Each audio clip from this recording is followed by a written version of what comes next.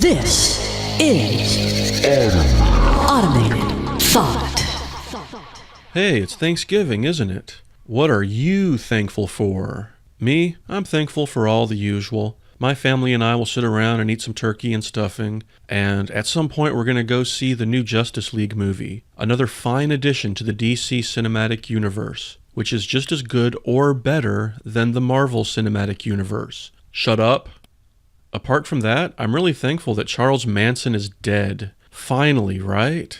They say that every life is precious, but no, not really. Charles Manson was garbage. He should have died a long time ago, and it's good that he's dead now. And right now you're probably thinking, hey, what do you have against Charles Manson? I mean, apart from the hideous nature of his crimes, growing up, there were always these punk kids that you'd know, and they had this weird affection for Charles Manson. Yeah, dude, Charles Manson has a good point. We need to save the environment from capitalism, dude. It was the absolute stupidest thing in the world. We had edgelords long before the word edgelord was even a thing. And they were those punk kids who listened to the Ramones and the Sex Pistols and thought that Charles Manson was somehow cool.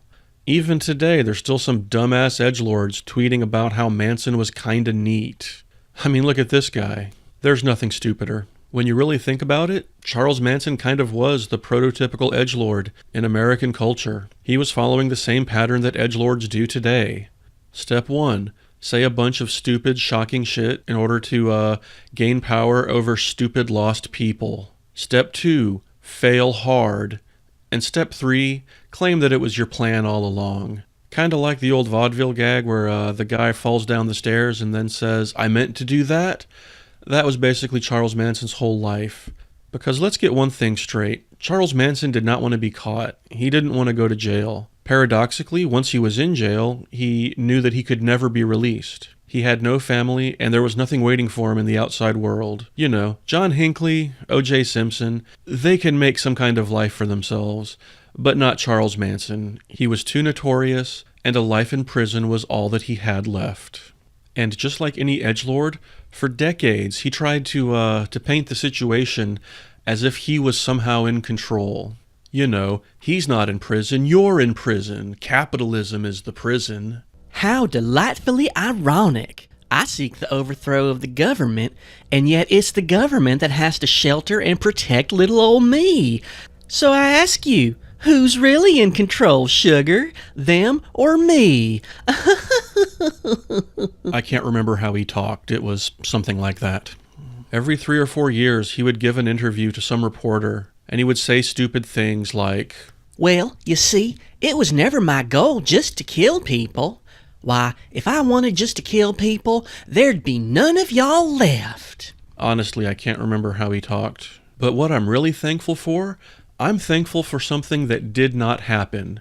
And this was something that I had forgotten about. A couple months ago, when my best friend was down here, we were watching that Netflix documentary on the 70s. I think it's called The 70s. It's really good. You should check it out. And I had totally forgotten this little bit of history that in 1975, one of Charles Manson's deranged fangirls, Lynette Squeaky Frome, she attempted to assassinate President Gerald Ford. See, this was back in the 70s. Back then, a presidential assassination would be a really big deal.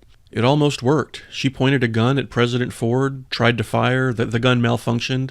It didn't work. But imagine if it had worked. Imagine if Squeaky Frome's gun had gone off and if the bullet had actually killed Gerald Ford. That would have changed a lot of things. For one thing, Nelson Rockefeller would have been president. We don't know what would have happened because of that. If Nelson Rockefeller had been president, maybe Ronald Reagan wouldn't have been president. History would have been completely altered in ways that we can't even begin to imagine. But the one thing that I'm pretty certain of is that Charles Manson's fame, which was already considerable, his fame would have gone into the stratosphere because he could have legitimately claimed that he ordered the President of the United States assassinated from behind bars. People would be calling for his immediate execution. He would be encouraging other Squeaky Fromes out there to perform copycat crimes. And they probably would have. He could have sat there in his cell, and he could have said, Well, hey, America, I guess you better put some more thought into your next president. Better pick someone I like, or I'm just going to have to dispose of him too, you know? oh my God, the edgelord worship would have been unbearable. If that had happened, the amazing atheist would probably like Charles Manson more than his beloved Marilyn Manson. Oh God, that's disgusting. And like I said, for all those decades, Charles Manson wanted to be seen as the villainous mastermind who was plotting things from behind bars. You know how they use that in like every movie now? These guys, the villain who is in prison, but he's right where he wants to be, that's what Charles Manson wanted people to think he was. But he wasn't. He was a pitiful, ruined failure. But if he had orchestrated the assassination of Gerald Ford, then that's what he would have been. And the thought of that, the thought of him achieving that level of fame and power is so just disgusting. And on this Thanksgiving Day, when I'm stuffing my face with stuffing and turkey and mashed potatoes, I'm going to say, man, I am thankful that never worked. I am thankful that Squeaky Fromme was not good with firearms. Let us all be thankful for that. And let us eat turkey, let us fall asleep on the couch, and then let's go see Justice League. Hell yeah! Ride ain't over yet. My man. Seriously though, what the hell do people have against the DC movies? The DC movies are fine, I love them. Jeez, Superman knocks over some buildings in Metropolis, saving the world from Zod, and people are all like, oh, Zack Snyder's a ghoul. He shouldn't have done that. That devastation was uncalled for. I was offended. And then in Thor Ragnarok, Thor destroys the entire eternal realm of Asgard because he can't beat his older sister in a fight. Just destroys it all forever. And people are like, yay, this movie's fun. That's a double standard, man. DC rules. Screw you. This is Automated Thought. Happy Thanksgiving.